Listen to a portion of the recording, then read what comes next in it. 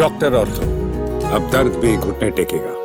Rule 66 वाला दाव BJP पर क्या उल्टा पड़ गया? नमस्कार, मैं Kirti Bhardwaj, channel for news India पर आप सभी का स्वागत है। संसद के गलियारों में इन दिनों एक साथ कई परतों में राजनीति, कानून और रणनीति की हलचल देखने को मिल रही है। महिला आरक्षण से जुड़ा नारी शक्ति वंदन अधिनियम एक बार फिर केंद्र में है, लेकिन इस बार सिर्फ बहस का विषय नहीं बल्कि एक जटिल राजनीतिक चाल का हिस्सा बन गया है।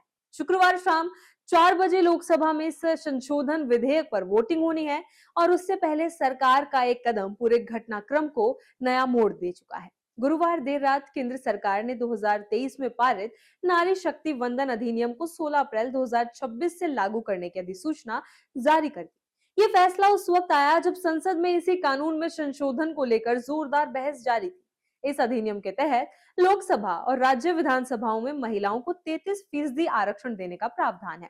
लेकिन असली पेच ये है कि मूल कानून के अनुसार ये आरक्षण 2027 की जनगणना और उसके बाद होने वाले परिसीमन के बाद ही लागू होना था।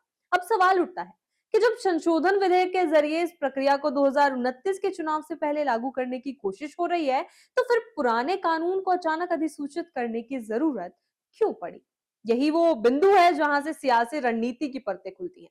संसदीय प्रक्रिया के जानकार बताते हैं कि किसी भी कानून के संसद से पारित और राष्ट्रपति की मंजूरी के बाद भी वो तब तक पूरी तरह लागू नहीं होता जब तक सरकार उसे राजपत्र में अधिसूचित ना कर दे। यानी बिना अधिसूचना के कानून महज कागजों तक सीमित रहता है। ऐसे में 2023 के इस अधिनियम को अब अधिसूचित कर सरकार ने उसे पूरी तरह कानूनी अस्तित्व दे दिया है। इस कदम के पीछे एक बड़ा कानूनी तर्क भी सामने आ रहा है। अगर सरकार इस कानून में संशोधन करना चाहती है तो पहले ये जरूरी है कि मूल कानून लागू हो। बिना लागू हुए कानून में संशोधन करना तकनीकी रूप से संभव नहीं होता। इस लिहाज से अधिसूचना जारी करना एक अनिवार्य प्रक्रिया भी मानी जा रही है। लेकिन कहानी यही खत्म नहीं होती। राजनीतिक गलियारों में इसे एक सेफ्टी नेट के तौर पर देखा जा रहा है। सरकार ने संसद में जो नया संशोधन विधेयक पेश किया है उसे पास करवाने के लिए 2/3 बहुमत की जरूरत है। मौजूदा संख्या बल को देखते हुए चुनौती आसान नहीं दिख रही। लोकसभा में कुल 540 सदस्य हैं, जिनमें 3 सीटें खाली हैं। ऐसे में प्रभावी संख्या 537 होती है और 2/3 बहुमत के लिए 360 वोट जरूरी है। एनडीए के पास करीब 293 सांसद है, जो इस आंकड़े से काफी कम है। ऐसे में अगर संशोधन विधेयक पारित नहीं होता तो सरकार के पास पहले से लागू किया गया मूल कानून एक बैकअप के रूप में मौजूद रहेगा। यानी महिला आरक्षण का वादा पूरी तरह अधर में नहीं लटकेगा।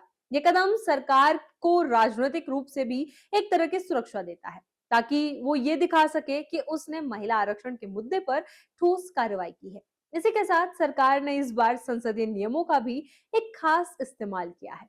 रूल 66 के तहत महिला आरक्षण संशोधन विधेयक, परिसीमन विधेयक और केंद्र शासित प्रदेशों से जुड़े प्रावधानों को एक साथ जोड़ दिया गया है।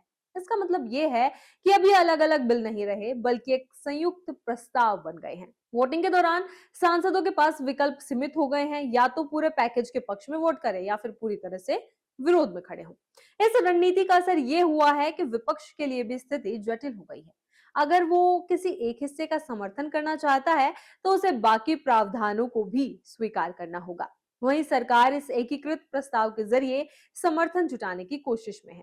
बहस के दौरान सरकार ने विपक्ष को साधने के लिए कई राजनीतिक संकेत भी दिए। महिला वोट बैंक का जिक्र हुआ, सामाजिक न्याय की बात उठाई गई और ये संदेश देने की कोशिश की गई कि यह सिर्फ एक कानून नहीं बल्कि प्रतिनिधित्व का सवाल है। इसके बावजूद विपक्ष अपने रुख पर कायम नजर आ रहा है।